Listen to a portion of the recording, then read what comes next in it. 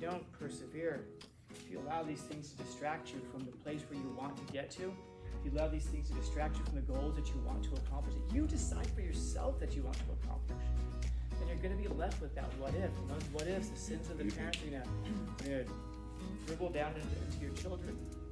But you certainly don't get where you're going to go by ignoring that this stuff is real. You don't get to where you're going to go if you're going to deny that the idea of the devil, either the real one or even the psychological devil, however it is you perceive it, is real and it's attacking.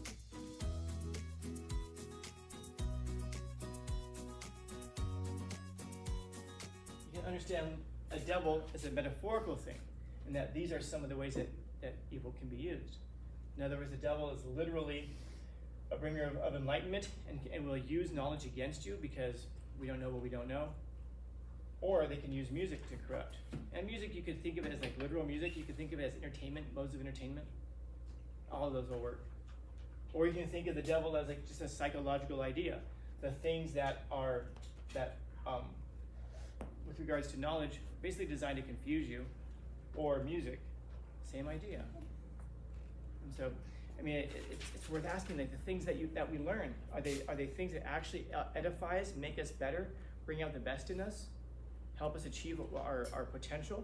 Or are they things that are designed to drag us down, to distract us, to make us angry, bitter, to have us not focus on the important things of life? And it isn't even the important things of life that I'm going to tell you are the important things of life. It's the important things of life that you tell me are the important things of life. And if I were to ask you, what is it in your life that you want to be? That comes before what you want to accomplish. But what is it in life that you want to be? And oftentimes, if I ask you, like, you might be sitting there and thinking, like, I don't know, I want to be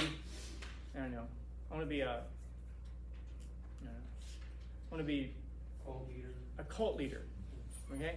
And then you're sitting there, I'm like, so you want to be a cult leader? You're like, yeah. And I'll ask you, like, so what are you doing right now to become a cult leader? A good cult leader in the future? And you might recognize that the thing you're doing right now has nothing to do with that. Instead, what are you doing right now? Oh, I'm watching these TikToks, or I'm watching these movies, or I'm watching these shorts, whatever. Entertainment is distracting you from the direction that you want to go in. And it's not the direction that I'm telling you should go in, it's the direction that you have set for yourself that you want to go in it. And if you allow yourself to distract yourself, it's worse than allowing the world to distract you. Because you can get away from the distractions of the world, you can't get away from the distractions of yourself. Wherever you go, you can't hide from yourself. Wherever you go, there you are. Now, if you're sitting there thinking like, that's bullshit, none of that's happening. Of course you don't think so. Because it's the loveliest trick that the devil ever played, which is to make you think that he doesn't exist, which is to make you think that everything is okay. Everything's going to turn out spectacularly well. Guys, everything is not okay. Things will not turn out to be just fine. All is not well. It can be. It can be. Some of you have heard that before. It can be. But I'm not telling you anything that you don't already know, but the question is, why does that hit us so hard? Why do we seek to be distracted from that? Because as soon as we recognize and we acknowledge the thing that we know is true, which is that all is not well, then we're almost tasked with doing something about it. And as soon as you're tasked with doing something about it, that means you're picking up a level of responsibility that you've never had before. Maybe it's a level of responsibility you never asked for. And that means growing up. That means maturing. That means picking up something really heavy, a responsibility, and carrying it forward, doing something about it. Oh God, but if I gotta do something about it, I can fail. Yeah, that's true, you can fail. And as we said before, we're going to pay for it. Everything that we do in life, we're also going to pay for everything we don't do. You can tell me if you've heard that before. Life is suffering. You don't get to choose not to, but you can choose what you're going to suffer for. And so that becomes the question. What is it that you want to suffer for? Do you want to suffer for allowing these things to distract you from the goals, from the principles, from the being that you set up for yourself that you say you want to achieve? Or do you want to suffer for not doing those things? And then someday wondering, what if? What could have been? both suffering, but you can choose what it is you want to suffer for.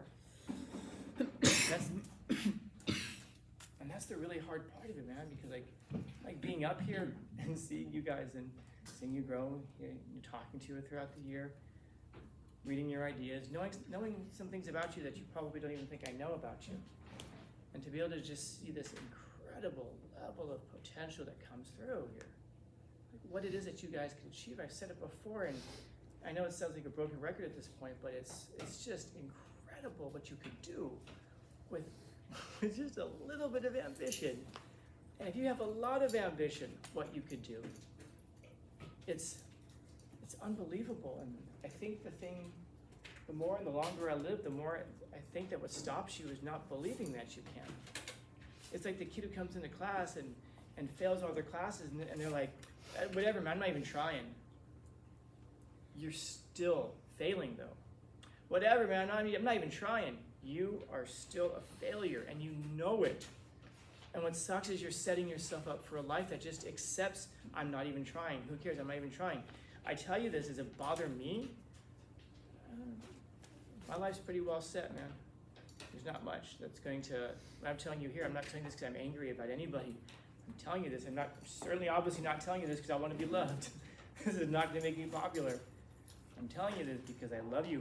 I got paid you. And I've just known too many people who went through life like that and then look back on it and did that whole, I wonder what if. I could have been. And that's the thing that gnaws at you at 3 a.m. And by the way, that's also the thing that could make you a very difficult, almost insufferable parent someday.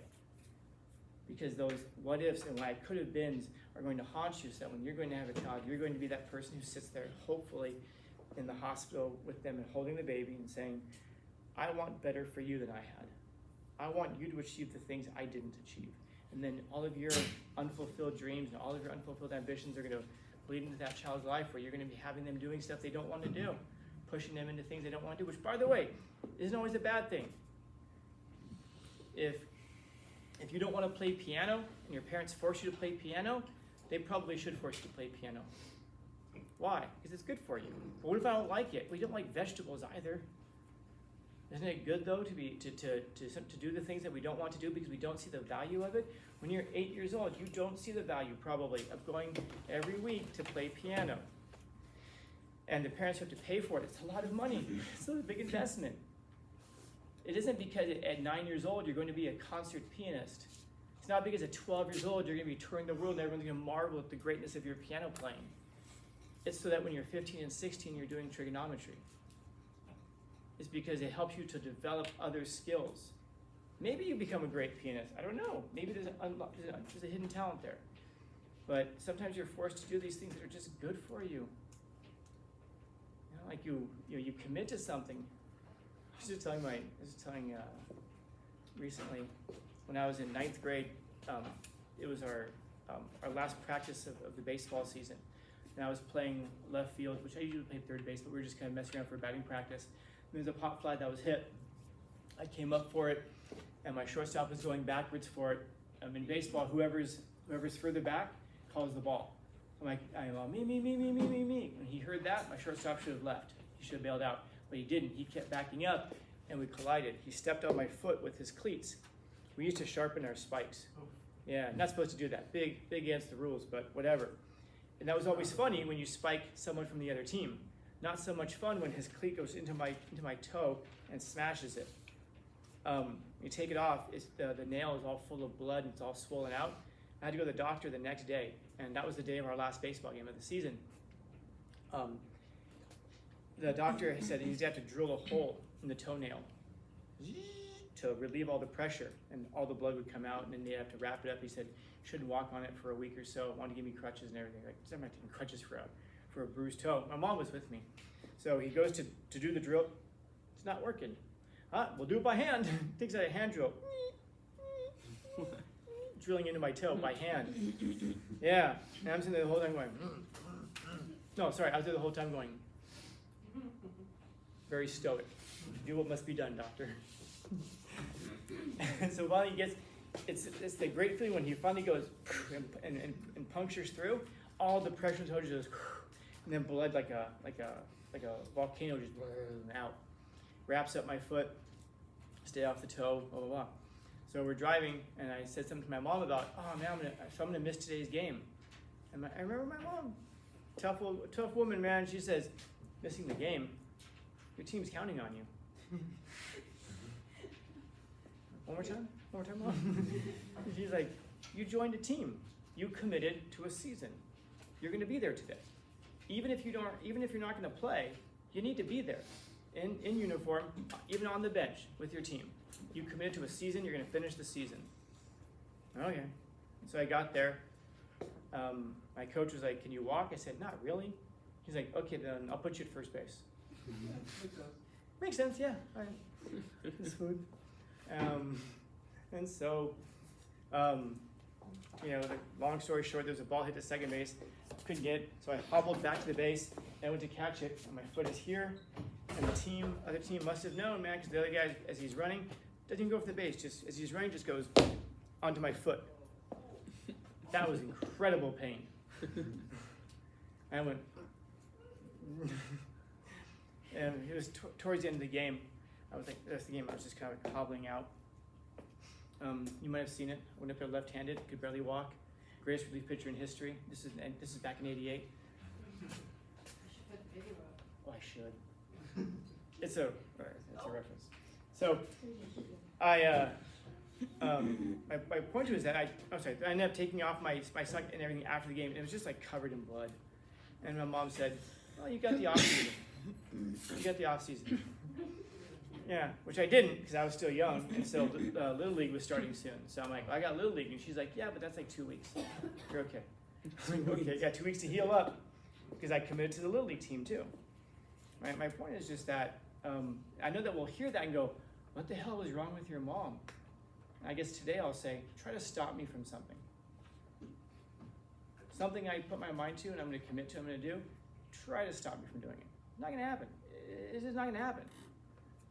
And I know some of us have been like, oh my goodness, you got a scratch, yeah, then you should rest it out. And I imagine there's some of us who quit really easily, come up against something challenging very easily. So we succumb to challenges very easily. And most of us, I imagine, are kind of in the middle. Maybe you don't want to be that incredibly stubborn person who gets their foot stomped on and still goes out there and plays. But wouldn't it be great if there was something in your life that you loved that if it kind of interfered with it, you'd still find a way to do it, make it work? I don't know. My point is just that I look back on it and I can see it. I can understand it to a degree now. I never could understand it. Take a guess. Who taught me how to play baseball? My mom. Why do you suppose my mom taught me how to play baseball and she was so insistent on me fulfilling those obligations to teams? I can guess why. Without even knowing, because I know remarkably little about her. My guess is she probably wanted to be a baseball player, but she couldn't. Yeah, but she loved baseball. She used to watch the Brooklyn Dodgers back when they were in Brooklyn, and then she moved to California, and the same year the Dodgers moved to California. She's a huge Dodgers fan. I have pictures of her. She was a community organizer, or community leader, I guess, in Echo Park where I grew up. And I have pictures of her on the mound at Dodger Stadium throwing out the first pitch, because every year they'd have like Echo Park night, and she was the one who'd go throw out the first pitch.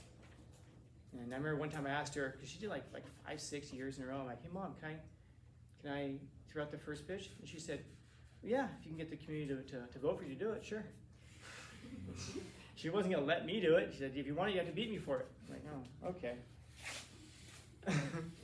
I should have run after she died. I could have been like, my mom would have wanted this.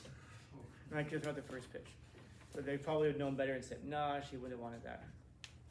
My point is that I wonder if my mom held me when I was a baby and said, someday you're going to play baseball. In my case, it worked out because I happen to love baseball. Imagine if she looked at me and said, someday you're going to play soccer. Yeah. Someday you're going to play volleyball. I don't think I am. Not big enough. I don't know, but imagine if it had been something I don't like to do. Someday you're gonna learn how to cook. I don't know. So my point is just that these things that if you don't persevere, if you allow these things to distract you from the place where you want to get to, if you allow these things to distract you from the goals that you want to accomplish, that you decide for yourself that you want to accomplish, then you're going to be left with that what if. And those what ifs, the sins of the parents are going to dribble down into your children. And I wonder how many of us, it could be for good. Maybe you're going to discipline them so hard that they're going to be motivated and they're going to grow up with a lot of discipline and they will achieve those things. Or maybe it's going to cause a rift in your relationship because you're going to shove them into doing the things they don't want to do, the things they hate. I don't know. But you certainly don't get where you're going to go by ignoring that this stuff is real. You don't get to where you're going to go if you're going to deny that the idea of the devil, either the real one or even a psychological devil, however it is you perceive it, is real and it's attacking. Questions, comments, concerns, complaints, criticisms, critiques? Happy Tuesday.